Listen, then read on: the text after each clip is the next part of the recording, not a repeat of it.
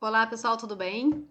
Então, hoje nós vamos começar com conteúdo de primeiros socorros. E para a gente abrir esse conteúdo, nós vamos começar falando sobre a história dos primeiros socorros, como é que eles surgem, né? Qual foi a origem dos primeiros socorros e então que se começa a falar sobre prevenção de acidentes, tá? Então vamos lá. Olha lá, os procedimentos adotados nos primeiros socorros surgiram com um suíço, o Jean-Henri Dunant, no ano de 1859. Depois vocês observem por que eu circulei esse ano de 1859, tá? Após ele vivenciar a Batalha de Solferino, tá? Que foi quando ele foi visitar, ele estava à procura de Napoleão, né? Ele foi fazer uma visita a Napoleão e ele vivencia e observa, enquanto está tendo uma batalha de Solferino, né? A grande morte de soldados que estava acontecendo, né? Nos hospitais de guerras, né? Tanto dos soldados do batalhão deles, né? Do batalhão do Napoleão, quanto dos inimigos. E ele começa a observar o quanto esses soldados sofriam e que esses hospitais de guerra viravam locais de maior sofrimento, onde os soldados desejavam ter morrido em batalha do que morrer sofrendo dentro de um hospital, né? Pensem comigo, nós estamos falando de uma época em que não existia penicilina, não existia antibióticos, sequer se falava da existência de infecções por bactérias, né, vírus, não existia anestesia, então, por exemplo, para procedimentos de amputações, né, então era um grande sofrimento esses hospitais de guerra, né, onde o que acontecia ali dentro, e se via muitos soldados assim sofrendo com tétano, com a gangrena, com as infecções e as mutilações, né, que foram piorando cada vez mais a situação daqueles quadros, tá? Com isso, o Dunan começa mulheres, né, da comunidade e 300 soldados e organiza um corpo de assistência aos feridos, tá? Onde atenderia então amigos e inimigos, tá? E ele começa a montar então esse primeiro quadro, assim, a capacitar pessoas, né, para fazer esses primeiros atendimentos.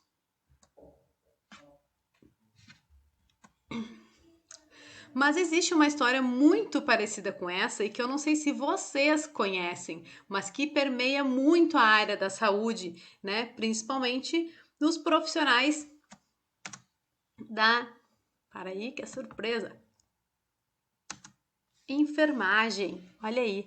Essa foi Florence Nightingale, que é precursora da enfermagem, né?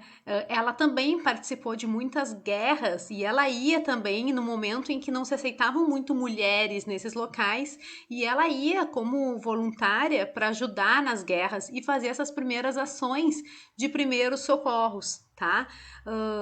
A Florence ela atuou fortemente na Guerra da Crimeia, que foi onde ela teve um grande destaque. E olha ali, por que eu circulei o ano lá? Porque a Florence atua aqui, ó, a Guerra da Crimeia, né? 1853 a 1856. E Florence começa a ter um grande destaque durante a guerra, e onde a enfermagem começa a aparecer muito forte, porque ela começa a usar cuidados básicos de higiene na prevenção de doenças. Ela começa a falar higiene das mãos, higiene do ambiente, que os soldados não poderiam ficar deitados no chão, que precisava existir camas, porque era uma época que tinham muitos ratos, muitos animais, assim, no meio desses hospitais de guerra, né? E assim ela começa a controlar infecções, né? Ela, como por ser mulher, também começa a ter um enfoque maior na humanização, né? E aí vai dando um grande diferencial e um destaque para a enfermagem, tá? Mais ou menos na mesma época, olha aí, ó, 1864, está acontecendo a Guerra do Paraguai. E aí vem um outro grande destaque também da enfermagem, que é a Ana Neri, que está acontecendo, isso são todas guerras que estão acontecendo no mundo inteiro na mesma época. Então eram perdas, eram soldados, eram homens, eram pais de família, né? Que estavam sendo negligenciados de cuidado. E aí começa um grande destaque nessa época para esse olhar aí dos primeiros socorros, tá?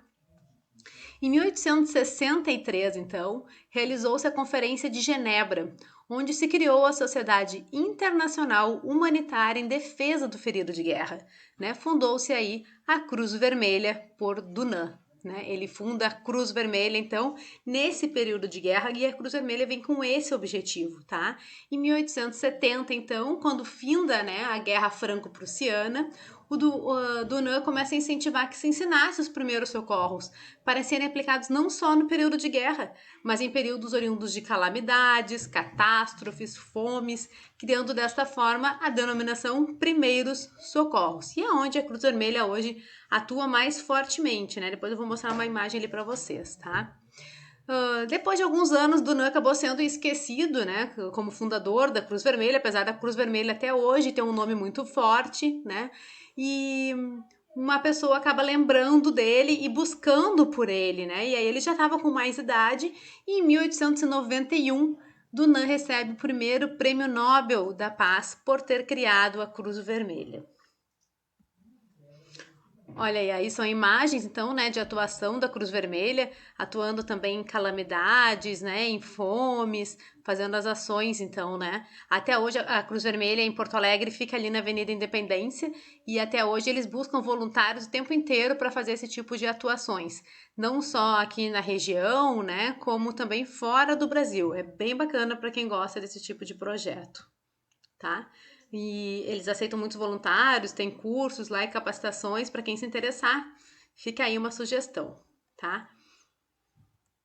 Então, vamos entrar nas principais causas de mortes e estatísticas, tá? Falar um pouquinho da história dos primeiros socorros. Vamos falar de estatísticas, então? Olha só. As principais causas de morte no mundo, segundo a Organização Pan-Americana de Saúde, olha ali, são as cardiopatias isquêmicas, o acidente vascular cerebral, o AVC, doença pulmonar obstrutiva crônica, que é o DPOC, né? Infecções das vias aéreas inferiores, né? As pulmonares, e depois começa Alzheimer, câncer, diabetes mais específicas. Qual é o olhar que a gente tem que ter disso daqui? Que a principal causa de morte no mundo são as doenças cardiovasculares. O que isso quer dizer? Que cada vez nós estamos morrendo mais por uma vida desregrada, né? Por uma alimentação que não está equilibrada, por aumento da obesidade, por fumo, por diabetes, hipertensão, que estão acontecendo cada vez mais cedo e acabam desenvolvendo doenças cardiovasculares, né? Vidas sedentárias, né? Então, muitas causas podem ser prevenidas, mas né? Sabendo disso, é que vem a importância do enfoque que nós vamos dar nessas aulas de primeiros socorros. Né? A gente não tem tempo de abordar todo o conteúdo de primeiros socorros, mas nós vamos focar principalmente nas doenças cardiovasculares. Tá? Então, olha aí. Esse aqui é uma roda de estatística, né, de vida e morte.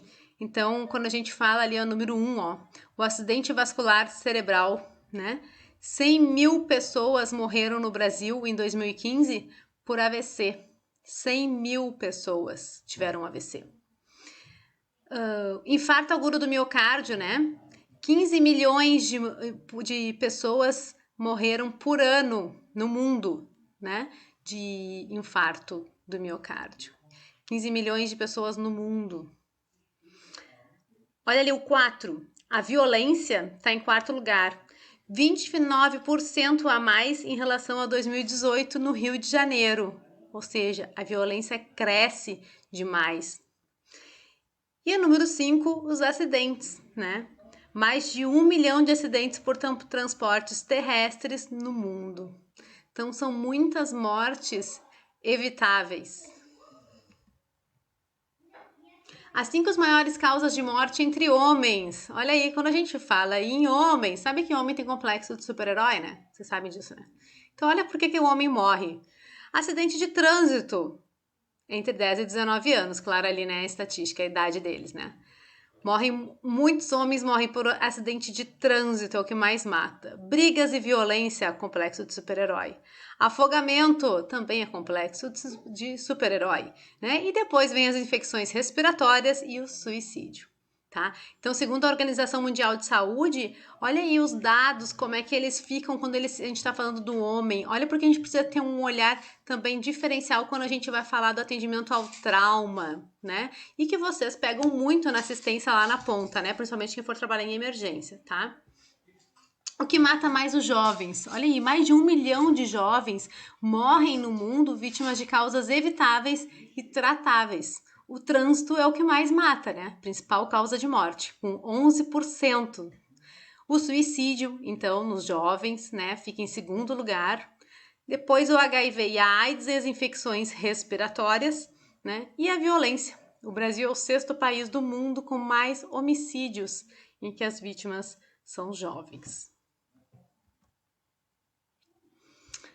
Eu vou parar por aqui e aí a gente continua no próximo vídeo, tá bom?